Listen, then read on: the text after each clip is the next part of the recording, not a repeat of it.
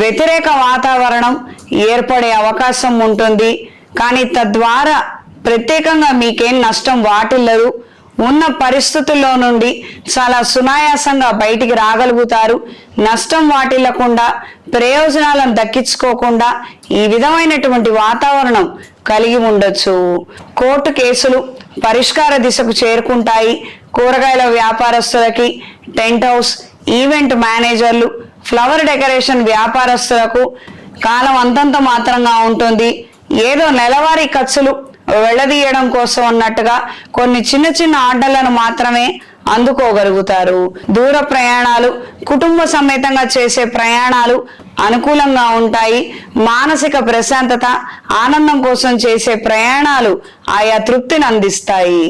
పెట్టుబడులకు సంబంధించినటువంటి అంశాలలో ముందడుగు వేయాలన్న ఆలోచనలు ఉన్నప్పటికీ కొంతమంది సన్నిహితులు చెప్పినటువంటి సలహాలతో వెనుకడుగు వేసే విధంగా ఉంటుంది. వ్యాపార క్రయ విక్రయాలలో మంచి ప్రయత్నాలు చేయగలుగుతారు. మంచి ఆదాయాన్ని అందుకోగలుగుతారు.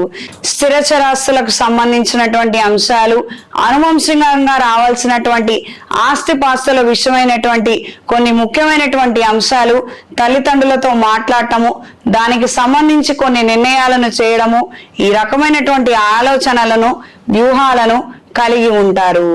ఈ వారం స్త్రీలకు ఆరోగ్య విషయంలో జాగ్రత్తలు అవసరం. వినోద కార్యక్రమాలలో చురుగ్గా పాల్గొనగలుగుతారు. ఒకానొక ముఖ్యమైనటువంటి శుభవార్త కోసం ఎంతగానో ఎదురు చూస్తారు. ఆ వార్తను మీరు వినగలుగుతారు.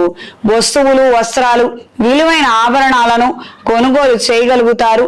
సొంతంగా మీ పేరు మీద ఇల్లు కొనుగోలు చేయాలి, ఆ ఇల్లు మీ పేరు మీద ఉండాలి అన్న ఆలోచన, ఆ యొక్క కళ కలిగి ఉంటారు.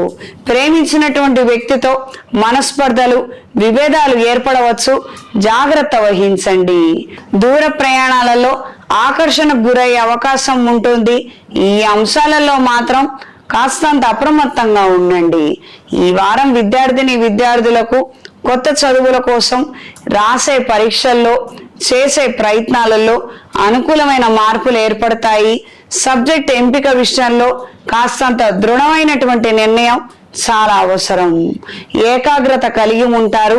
దైవ ఆధ్యాత్మిక సంబంధమైనటువంటి పుస్తకాలు, రచనల పట్ల ఆకర్షణ కలిగి ఉంటారు.